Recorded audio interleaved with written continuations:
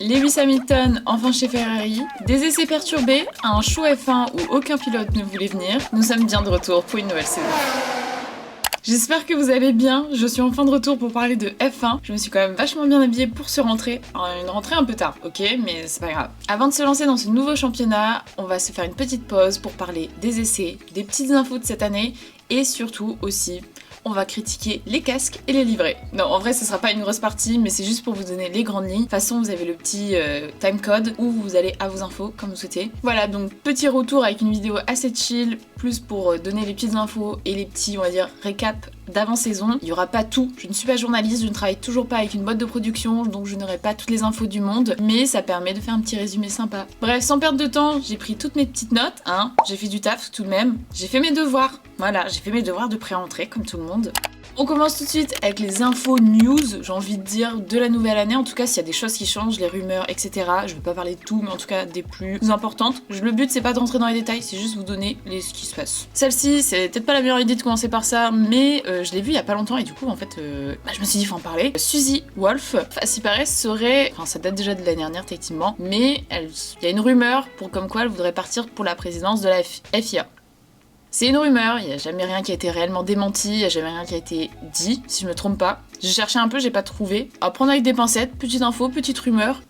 Quand je parle de ça, je prends en compte que Toto Wolff n'est pas là. Genre vraiment, on parle de ça comme si lui n'était pas dans le monde de la F1 actuellement, aussi proche d'elle, on va dire, pour pas qu'il y ait de conflit d'intérêts, parce que ce mot sort à tout va dès que j'essaie de trouver un article là-dessus, je comprends, c'est normal. Je sais pas si c'est une bonne chose ou une mauvaise chose. Avoir une femme à LFIA, c'est pas la... Enfin, je trouve pas que c'est une mauvaise idée, forcément, moi en tant que personne, mais je connais pas assez le personnage pour dire, ouais, elle va apporter des choses différentes ou autres. Après, vu ce que les règles qui sont en train d'être mises en place, je pense pas qu'on peut faire pire. Donc bon, voilà. Mon avis s'arrête à là. Deuxième info, à Monaco maintenant il sera obligatoire de faire 2 changements de pneus. Voilà, c'est une info.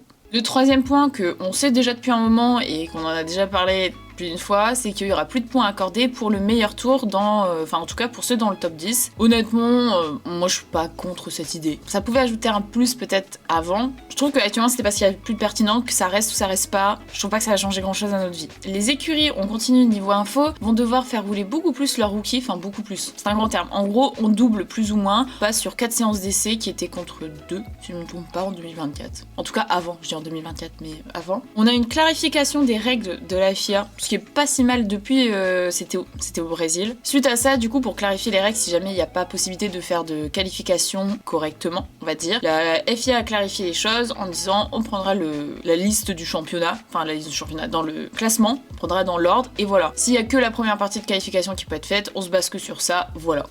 Pour moi, c'était déjà, je sais même pas, pour moi, c'était déjà comme ça, je vois pas... Bref, ils s'inquiètent sur des règles en ce moment, des trucs inutiles, sur le fait que les pilotes, faut pas qu'ils disent des gros mots, mais sur ce genre de règles, c'était pas clarifié depuis un moment. Et ça, par contre, McLaren ne va pas être content, quoique ils se sont peut-être calmés depuis, mais l'utilisation du DRS va être, c'est pas limité, mais va être encadré. En tout cas, tout ce qui est test, etc., vous voyez autour de ça, va être un peu plus surveillé par rapport à avant, vous voyez, par rapport aux petits soucis qu'il y a eu justement, aux plaintes, etc. On en a entendu parler pendant un petit moment, hein, ça, le mini DRS que certains réussissaient à avoir en plus. Alors, je tourne la vidéo le jour de la fin des essais, et aussi, on a la bande-annonce de Drive to Survive qui est sortie. Pas d'avis là-dessus, je vais pas en parler, c'est pas The News non plus. Moi j'avoue, j'aime bien regarder parce que ça fait très télé-réalité. Je ne le prends pas au pied de la lettre. Je pense en vrai pour apprécier cette série, il faut vraiment la prendre en mode un peu décalé. C'est pas forcément la meilleure chose, mais ça permet d'attirer du monde sur ce sport. Ça reste une bonne chose dans ce moment-là. Bon, on va passer directement à tout ce qui est plutôt esthétique, les casques et livrets de cette année. Alors le show F1, là, je dis show F1, mais je sais même pas c'était quoi le terme. C'est une soirée F1. Comment ils ont appelé ça? J'avoue que j'ai mes préférés. Par rapport à l'année dernière où j'avais fait une vidéo où j'avais vraiment bien critiqué ça, j'avoue que cette année, il y a un peu moins à critiquer. Enfin, un peu moins. On peut toujours trouver des choses à dire, hein, si vous voulez. J'essaie de reprendre dans l'ordre. Ah, mais voilà, chercher une magnifique photo. Alors, moi, je vais vous dire directement, ma préférée, Ferrari. On n'est pas surpris. Alors, attendez, top 3, direct. Ferrari, Alpine. Alors, Alpine, je sais, il y en a qui la critiquent à fond et il y en a d'autres qui l'adorent. Je pense que là, la Alpine, c'est 50-50. Soit on aime, soit on n'aime pas. Mais, je suis désolée, mais par rapport à l'année dernière, on peut pas critiquer. On peut pas. Soyez contents. Après, sinon, ils vont refaire pareil. L'année prochaine, sinon, on se retape la même chose. Soyez contents. Il y a de la couleur. C'est un débat qu'on a déjà eu. Ferrari, Alpine, je disais, et Racing Bulls. Magnifique. Après, le reste, il y en a qui ont fait juste copier-coller de l'année dernière, quoi. C'est pas gênant en soi, faites ce que vous voulez, mais... Après niveau casque, ils ont tous sorti leurs casques je crois. Moi je vous dis direct, j'ai pareil les casques mes préférés. C'est vraiment d'esthétique hein, je vous dis là on est vraiment pur esthétiquement. Lanson, Albon, j'adore. Hamilton, le retour du casque comme ça, magnifique. Mais alors là j'adore, vraiment c'est très très beau, 10 sur 10. Verstappen j'avoue que j'aime bien aussi, je suis en train de vous dire tous les casques au final. Gasly, je suis fan. Après le reste j'avoue en fait non, bon bah c'est... Ah là en dessous j'avais pas vu. Ouais. Ah, Saints aussi, sympa. Par contre, il y en a un. Alors, Ocon, non, très sympa. Mais là, comme ça, vous mettez que le casque, je dis, bon, sympa, voilà. Mais alors, j'ai vu la photo, lui, la tenue, la monoplace. Là, c'est très beau. L'ensemble est parfait. C'est vraiment... Mouah. Voilà, je vais pas y passer 10 ans. C'était juste pour faire un petit aparté quand même, parce que c'est important. On va les avoir toute l'année. Bon, les casques, non, parce qu'ils changent tous les 2 jours.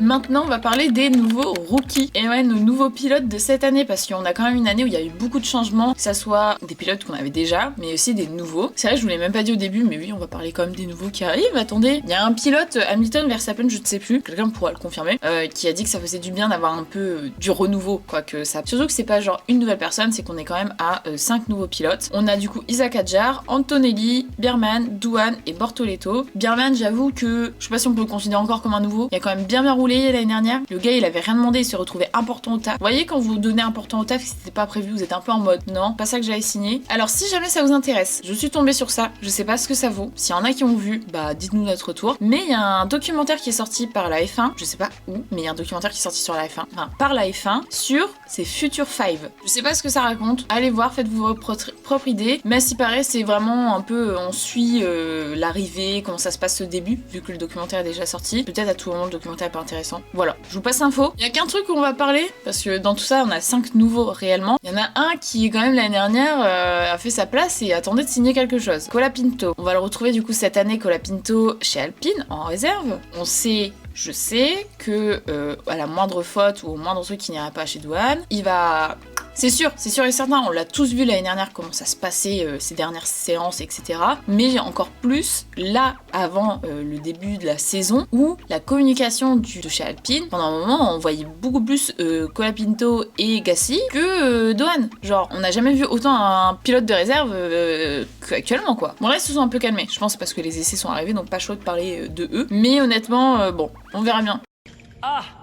On en a tous déjà parlé, c'est un débat qui dure. On sait qu'à tout moment, il va perdre sa place s'il fait pas ses preuves. J'ai pas assez suivi ses autres courses d'avant, donc j'ai pas d'avis sur lui. Je pourrais même pas dire, enfin, je sais pas que j'ai d'avis, mais je veux dire, je peux même pas dire, moi je pense qu'il va réussir ou autre. Donc je vous laisse me dire si, enfin, est-ce que vous avez un avis, vous préférez voir qui là, dans le deuxième siège chez Alpine? Parce que je pense un changement va avoir lieu dans l'année. Colapinto a quand même ramené des très très gros sponsors. Je sais pas pour l'autre côté si Douane c'est pareil. J'avoue que là-dessus, j'ai pas de comparaison. Donc je pense que c'est aussi ça qui va avoir un moyen de pression. Bon, on va pas non plus s'éterniser sur tout ça pendant des années, ça sert à rien. Vous avez les infos, vous avez l'essentiel, vous avez les grandes lignes. Maintenant, si vous en voulez en savoir plus, Google est votre ami. Même ChatGPT, au final, je pense que ça peut être même plus rapide. Carrément, j'aurais pu faire ça.